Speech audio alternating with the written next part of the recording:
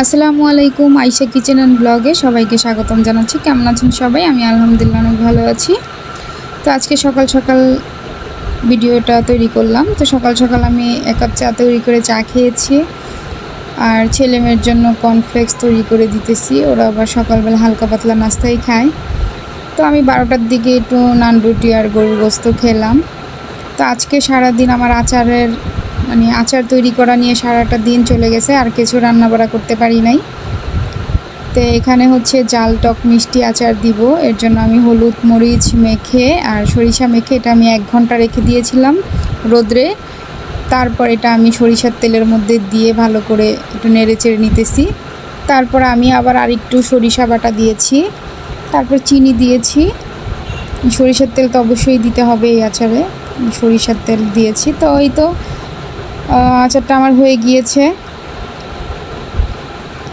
আমি পুরো রেসিপি কোনো এক সময় দেখাবো, তো ভিডিওটা স্কিপ হয়ে গিয়েছে আমার, একটু একটু করে আমি তৈরি করেছি আর কি। তো আচারটা আমার খেতে খুবই ভালো হয়েছে। টক ঝাল মিষ্টি আচার খেতে কে কে পছন্দ করেন অবশ্যই কমেন্ট করে জানাবেন। দেখেন আমার আচারটা কত সুন্দর দেখাচ্ছে, খুব লবণীয় লাগছে, খেতেও ভীষণ মজা। তো এই ঝাল টক মিষ্টি আচার খিচুড়ির সাথে কিন্তু খেতে খুব ভালো লাগে, এমনিও খাওয়া যায়। বিশেষ করে এই বৃষ্টির দিনে খিচুড়ির সাথে তো খুব ভালো জমে যায়। তো আমি বারমিস আচার তৈরি করব, তো তার জন্য আমি আমটাকে চিকন করে কেটে নিয়েছি, আর চিনি দিয়ে আমি 1 ঘন্টা মেখে রেখে দিয়েছিলাম। তারপর আমি একটু ফুড কালার দিয়ে দিব, দেখতে যাতে সুন্দর লাগে। তো এই আচারটা বানাতে খুব সোজা, এটাতে আর কোনো ঝামেলা নাই। তো আমি যখন ফুড কালার দিয়েছি চুলায় বসিয়ে দিয়েছি, আমার আচারটা প্রায় হয়ে গিয়েছে। আমি একটু শুকনো মরিচ কুচি করে দিয়ে দিব, একটু মাঝে মাঝে একটু ঝাল ফ্লেভার যাতে আসে। আর এই যে এখানে 5 ফোড়নের গুঁড়ো আছে, চাইলে 5 ফোড়ন দেওয়া যায়, আবার নাও দেওয়া যায়। আমার কাছে 5 ফোড়ন দিলে খুব ভালো লাগে, তাই আমি 5 ফোড়ন দিয়েছি। এই আচারটা মাশাল্লাহ দেখতেও খুব সুন্দর, খেতেও খুব মজা। আমার ছেলে মেয়ের ভীষণ পছন্দ এটা। তো আমার মেয়ে তো একটু পরপর বলে আম্মু আমি একটু খাবো, আমি একটু খাবো। তো ওই খাইছে, ওর জন্য বানাইছে। তো আজকে আমার সারাদিন এই করে আচার বানাইতে বানাইতে সারাদিন পার হয়ে গিয়েছে। তো এই বছর আমি 2 রকমের আচারই তৈরি করেছি, আর দুপুরবেলা আজকে তেমন কিছুই করি নাই।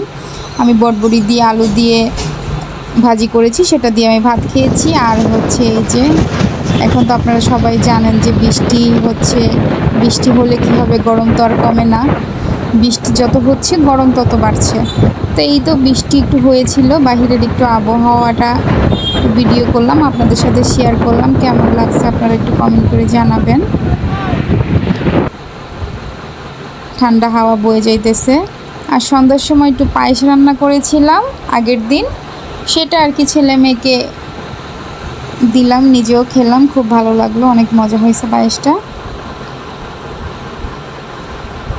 তো আমার ভিডিওটি যারা ইউটিউব থেকে দেখবেন আমার চ্যানেলটি সাবস্ক্রাইব করে দিবেন, আর যারা ফেসবুক থেকে দেখবেন ফুল ভিডিওটা ওয়াচ করে দিবেন।